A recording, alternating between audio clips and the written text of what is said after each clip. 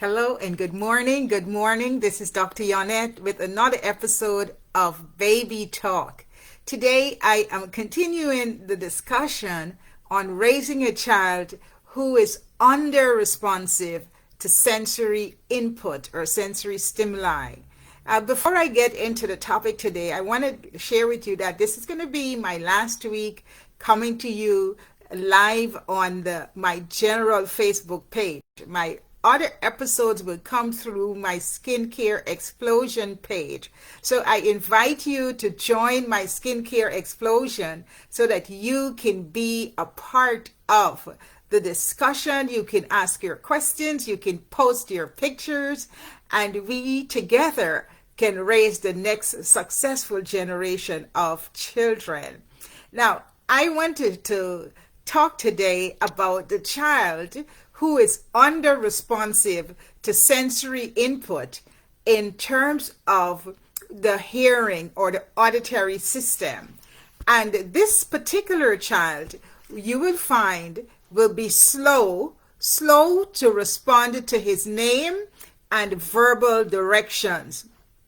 So you're calling the child, you're calling and calling, and the child is not responding. And you're even giving directions verbally, and the child is not processing it very well, processing those directions very well.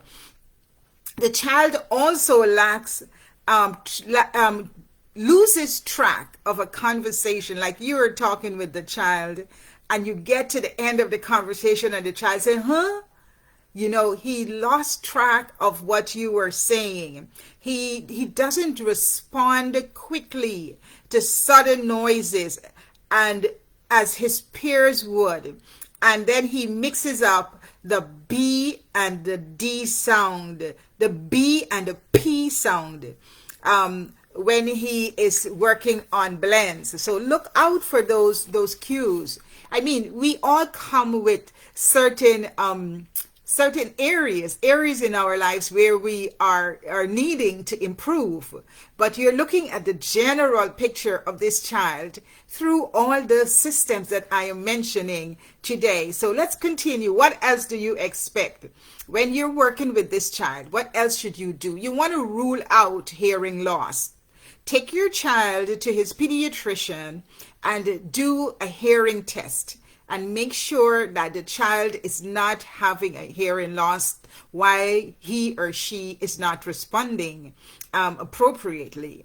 When you rule that out, when you find out that the child is not having a hearing loss, then you cue into whether this is a sensory processing issue. So you want to incorporate visuals with tactile cues as you give the auditory instruction. So you're telling the child what to do in this particular assignment, or how to clean his room, or how to put away his stuff, or how to get dressed. You want to use the visuals, pictures. And you want to give him the opportunity to touch and hold what you're talking about, along with the auditory information that you're giving. So the child can see, he or she can read those directions while you're giving them.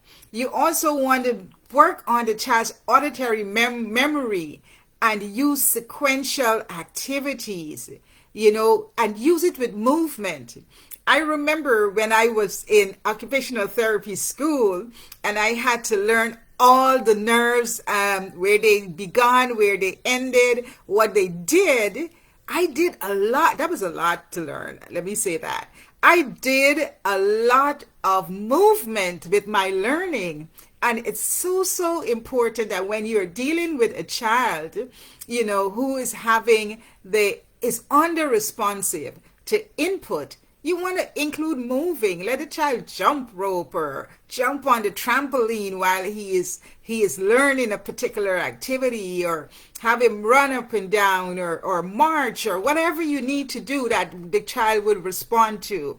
You want to make sure that this child is seen by a speech therapist.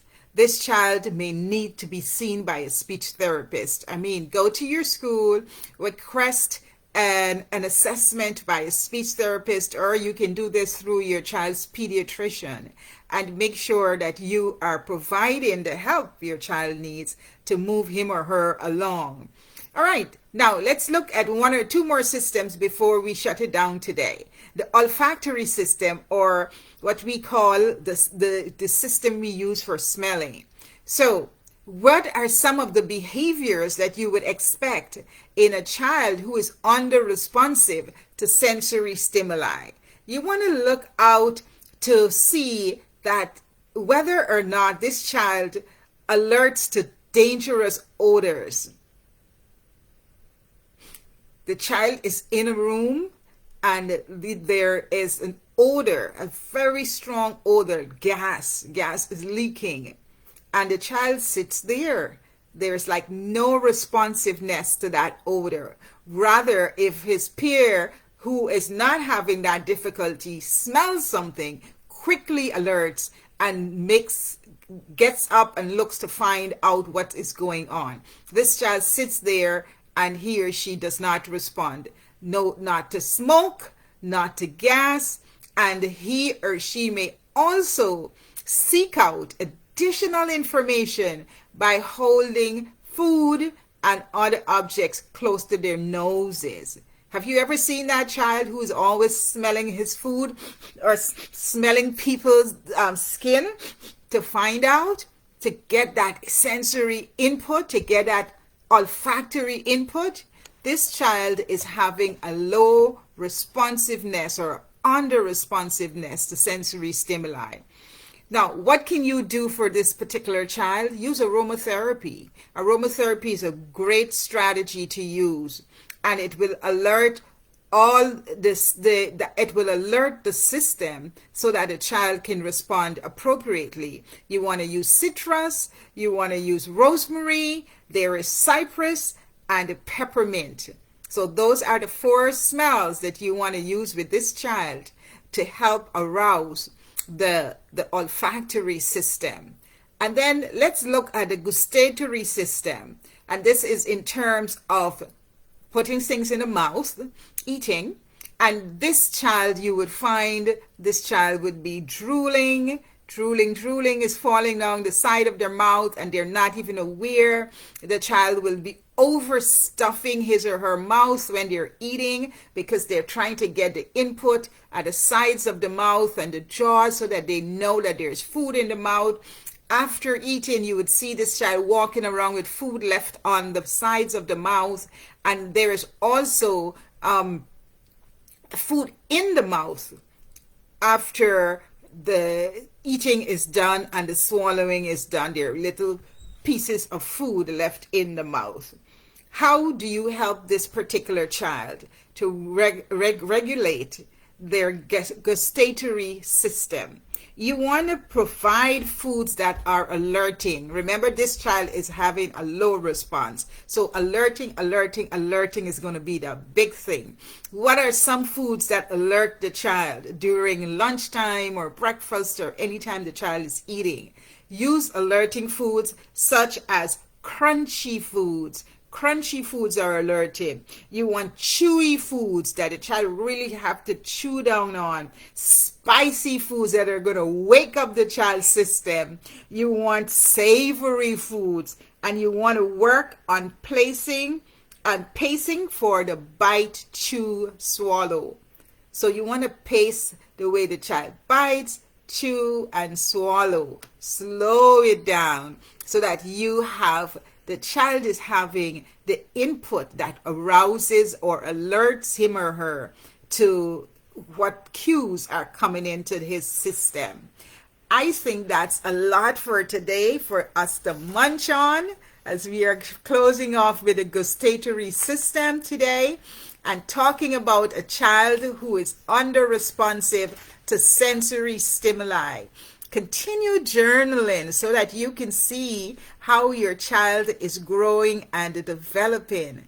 Keep journaling and be cued into your child's needs so that you can address them. I want you to remember to take care of yourself as you are taking care of baby. I am going to move my podcast to my skincare explosion page with Dr. Yonnette, I invite you to join me. Just look me up on Facebook. You'll see my Skincare Explosion page.